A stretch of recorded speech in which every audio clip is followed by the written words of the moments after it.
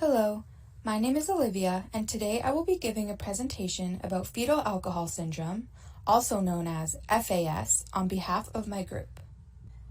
This slide just outlines the topics that will be discussed throughout this presentation. When a pregnant woman consumes alcohol, it can have highly undesirable effects, including stillbirths, premature births, low birth weight, or other birth defects.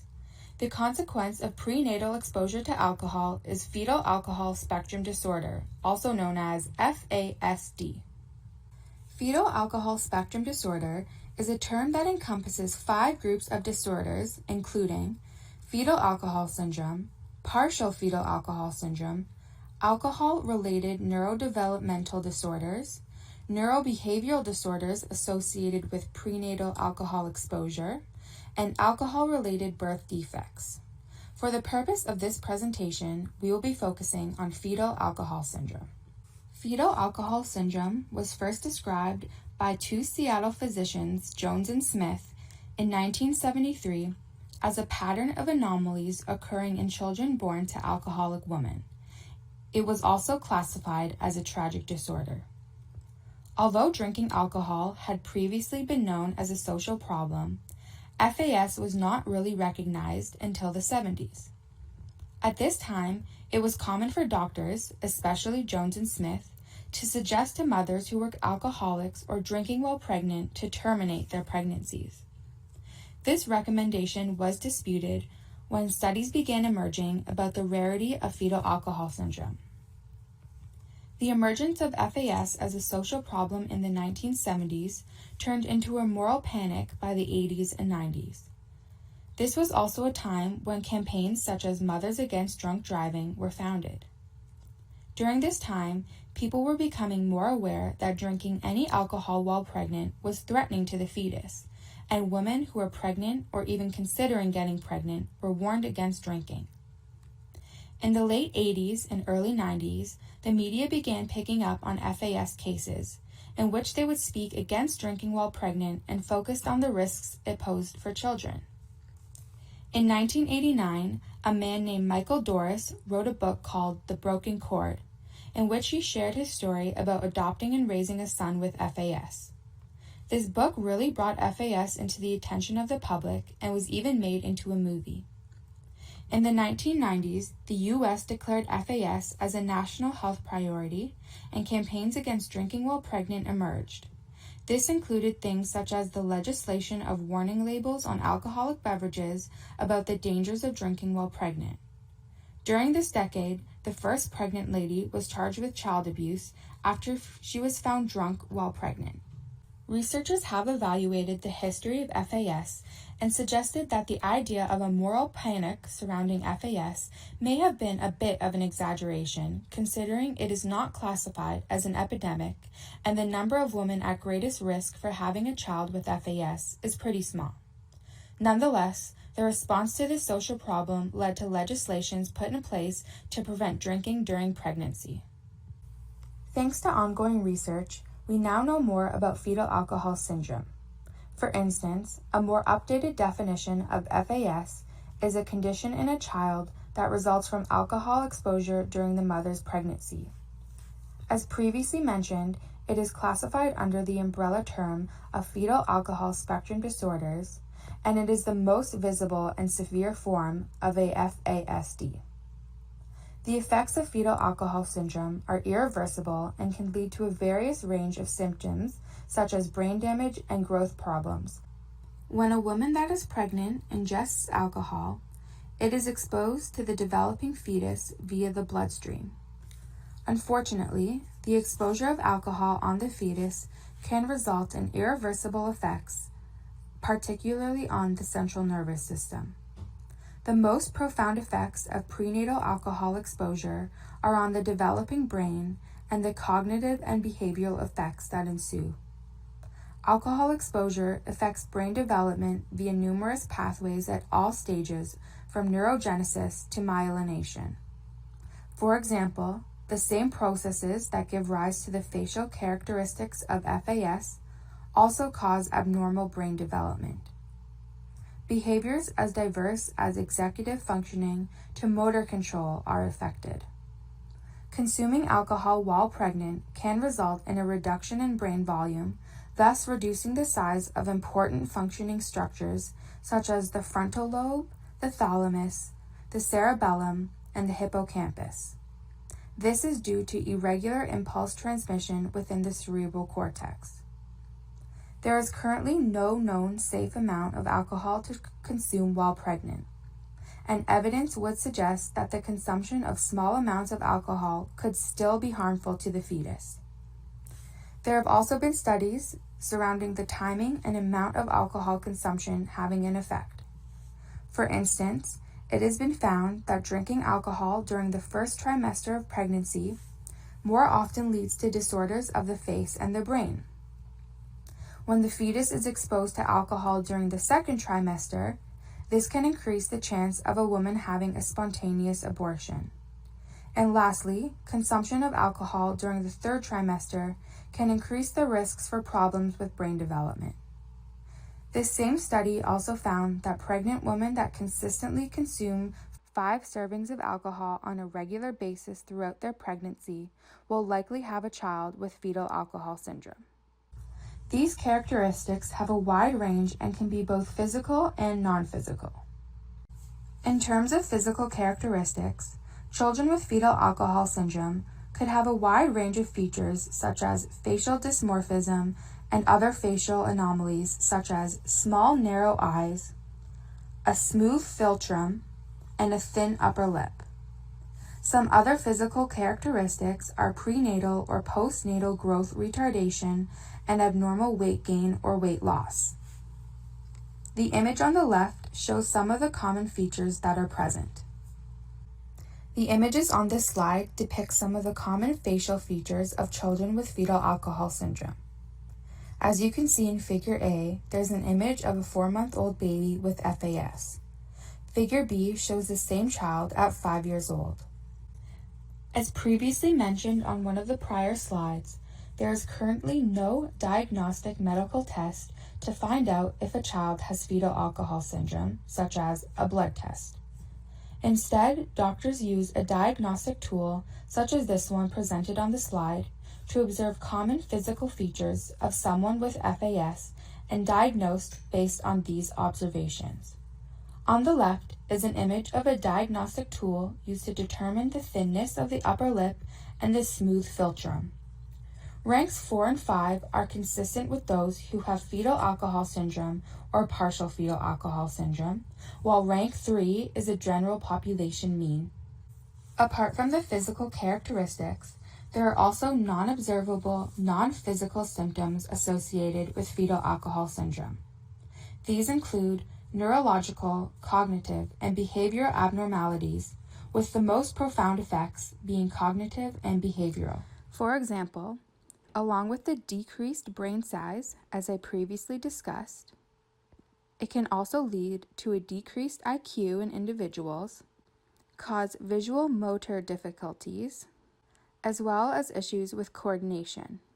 It could also result in developmental delays, as well as an attention deficiency and problems with hyperactivity.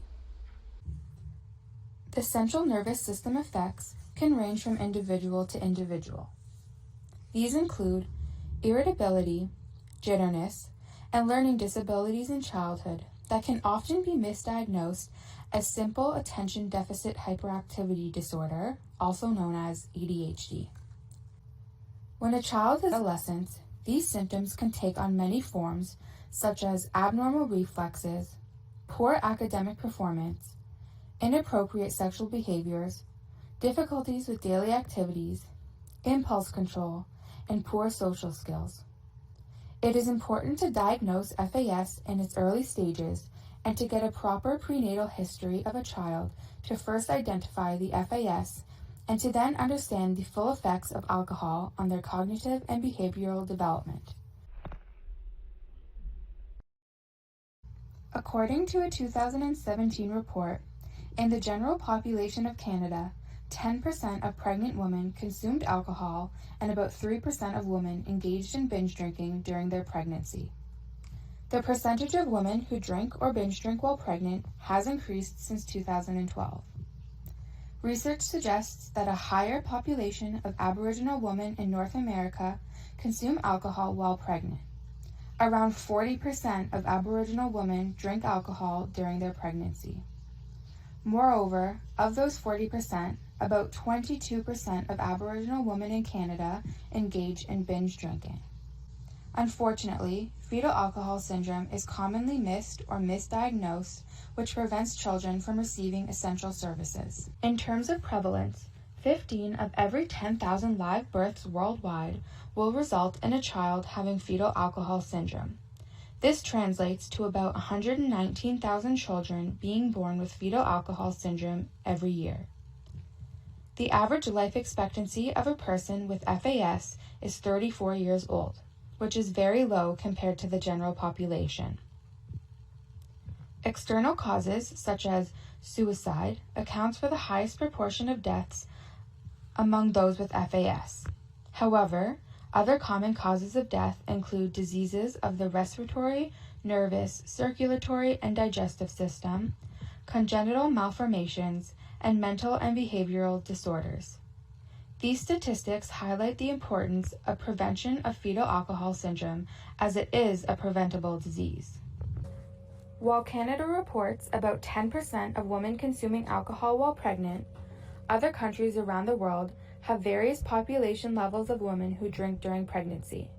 For instance, the prevalence of women drinking alcohol while pregnant in Ireland is 60.4%, whereas in the United States, it is 15%. In Russia, the prevalence of women consuming alcohol during pregnancy is 36.5%, and 34% in the Ukraine.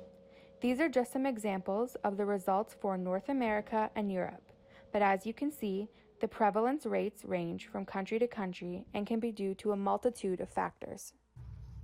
While rates of women drinking while pregnant may vary worldwide, there is one thing that remains the same, and that is that prenatal alcohol exposure is the main cause of congenital disabilities such as fetal alcohol syndrome, and it is the most common learning disorder worldwide. Oftentimes, drinking alcohol while pregnant is unintentional because many women continue their normal drinking habits and do not realize they are pregnant. However, a study has found that even after finding out they are pregnant, 7.6% of women still reported drinking alcohol during their pregnancy. There are many risk factors that increase the chances of women consuming alcohol during pregnancy and having a child with fetal alcohol syndrome. These include women over the age of 30 who have a history of smoking, poor nutrition, women who have a genetic susceptibility for metabolizing alcohol at a slower rate, women that already have one child with fetal alcohol syndrome, and women that have low levels of education and low income. The Indigenous population is particularly at risk for having a child with FAS, especially in Canada. A study found that the rates of FAS and partial FAS were much higher among Indigenous children in the Yukon and other parts of northwestern Canada compared to the non-Indigenous children population. This same study also found that levels of FAS are higher in low-income families compared to middle and high-income families. Unfortunately, socioeconomic status plays a large role in FAS. Although there is no cure for fetal alcohol syndrome, it is important to identify children with FAS as early as possible in order to assist them in the future. Due to the fact that children who have FASD all have different symptoms and characteristics, there is also not one treatment that is right for every child. Treatments for this disorder can be broken down into 5 categories: medical care, medication, behavior and education therapy, parent training, and alternative approaches. In terms of medical care, it is similar to those who do not have fetal alcohol syndrome. This is because children require the overall same amount of healthcare needs such as well baby care, vaccinations, and good nutrition. However, specific needs may be treated or monitored by physicians, and referrals to specialists should be requested as needed. These specialists can include pediatricians, dysmorphologists, immunologists, and/or speech-language pathologists. Medications can be used to improve the symptoms associated with FASDs. Stimulants can be used to treat hyperactivity or problems with paying attention. Antidepressants can be used for sad moods, loss of interest, or sleep problems. Neuroleptics can treat aggression or other behavioral problems. And anti-anxiety drugs can be used for symptoms of anxiety. It is especially important to note that not one medication can be used for treating every child. That being said, it is important for a physician to find a proper treatment plan. Behavior and education therapy is the third category for treating FASDs. This involves different types of therapy programs that target developmental disabilities.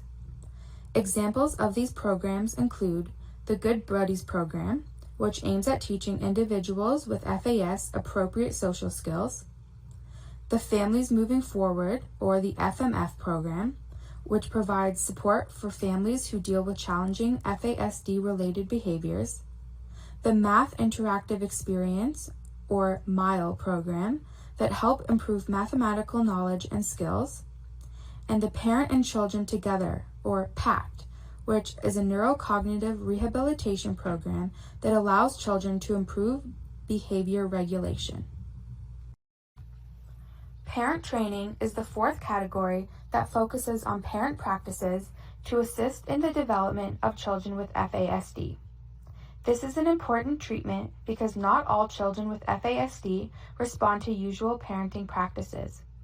That being said, some helpful tips parents can follow include concentrating on a child's strengths and talents, using concrete language and examples, structuring the child's world to provide a foundation for daily living, using visual aids, music, and hand-on activities to assist in learning, as well as repetition. These tips can help their child develop skills as well as help them cope with their symptoms.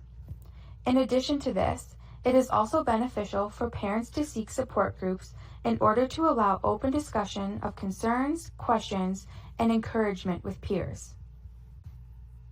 The last category is alternative approaches, which are untested therapies that can possibly assist with the treatment of FASDs. These treatments are not proven to have an effect on FASD, so it is important to go over the risks and benefits with a physician. These treatments can include, but are not limited to, auditory training, relaxation therapies, yoga, and exercise and animal-assisted therapy. As I have already mentioned, there is no cure or one specific treatment plan for treating fetal alcohol syndrome. With that being said, prevention of this disorder is extremely significant because FAS is 100% preventable. Primary prevention of FAS includes using contraceptives such as condoms or oral contraceptives to reduce unplanned pregnancies from occurring. Practicing safe sex is important, especially in an unplanned pregnancy. It is also important to avoid the use of alcohol as soon as you are pregnant. In addition to this, proper education should be provided to inhibit the use of alcohol during pregnancy. An example of this can be seen in places that sell alcohol having a warning sign about drinking while being pregnant. Secondary prevention includes identifying women who are using alcohol during pregnancy. This can be done through the TA screening tool. This measurement tool identifies at-risk drinking through the use of 4 questions concerning the tolerance, annoyance, cut down, and eye-opening of alcohol use. In addition to this intervention, physicians also play a significant role in the prevention of FAS. It is important for physicians to advise and support these patients who are using alcohol to understand the effects it has on the fetus as well as on their own health. Counseling should also include the benefits of stopping and reducing alcohol anytime during pregnancy. Lastly, tertiary prevention of this disorder aims at reducing the complication and disabilities caused by FAS. This is done through the referral to specialized resources as well as a regular follow-up to ensure there is no longer harm in the mother or child's health. These preventative measures are especially important because, as previously mentioned, women who have one definite FAS child and continue to drink will have equally or more impaired children in subsequent pregnancies. There are many ways in which mental health professionals can improve the way they interact with those who have fetal alcohol syndrome and also provide better care for them. For example, mental health professionals should not only focus on intellectual measures because it does not accurately detect functioning deficiencies in individuals with FAS. Furthermore, professionals should ask questions in broader terms rather than just yes or no questions, since FASD-related deficits can be hidden through these responses. Lastly, mental health professionals should be mindful of the deficiencies present in FASD patients, such as memory problems, in order to provide better assessments and reduce misinformation. In terms of training, mental health professionals should be familiarized with accurate, up-to-date information about FASD and understand it is a permanent brain impairment with multiple associated disabilities. The media nowadays seems to be the go-to source for large masses of people. It is often easy to access and is on 24/7 for consumption by any means. Unfortunately, this can also create unwanted attention and views that are not always healthy. This is done by many means. However, the common ground is stigma and framing tactics. By definition, a stigma is something that no one wants to be associated with. It is a mark of disgrace due to certain patterns or behaviors. Moreover, this sends a message of avoidance and isolation, which in turn tends to produce more harm than good. Framing is another tactic that has harmful effects. Media in particular tends to send out a negative message in regards to framing. Framing will twist a narrative to seem more negative than it actually is. By doing so, it puts women in a very uncomfortable position in their daily lives and could possibly lead to risky behaviors to cope. Fetal alcohol syndrome tends to carry an internalized stigma.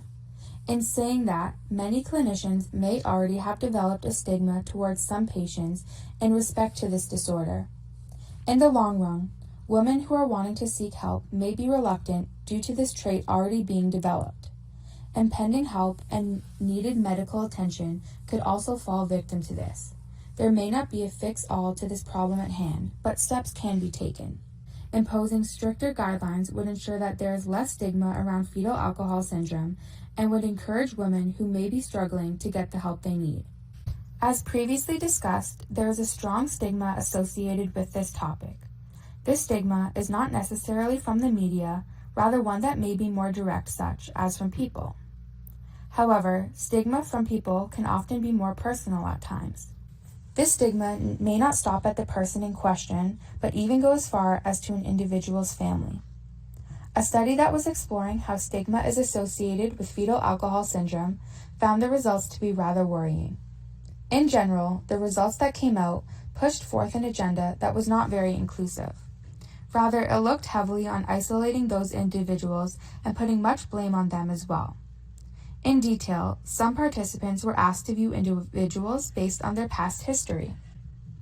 This history included those with mental illness and even those that may have served jail time. The results from this indicated that women who had fetal alcohol syndrome were viewed to be much worse than those of who served jail time and who may have had or have a mental illness. The study also found that government spending was much less in the area of fetal alcohol syndrome.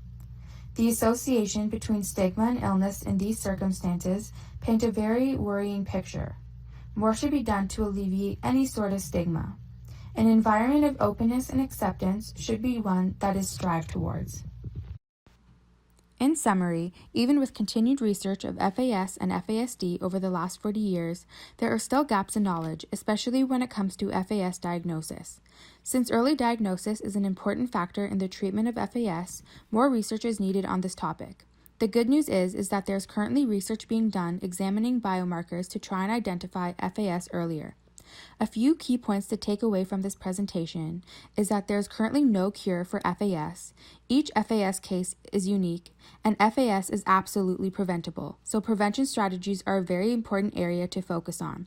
There's no known safe amount of alcohol that can be consumed during pregnancy, so the safest option would be to avoid drinking alcohol whilst pregnant. That concludes our presentation on fetal alcohol syndrome. Thank you for listening.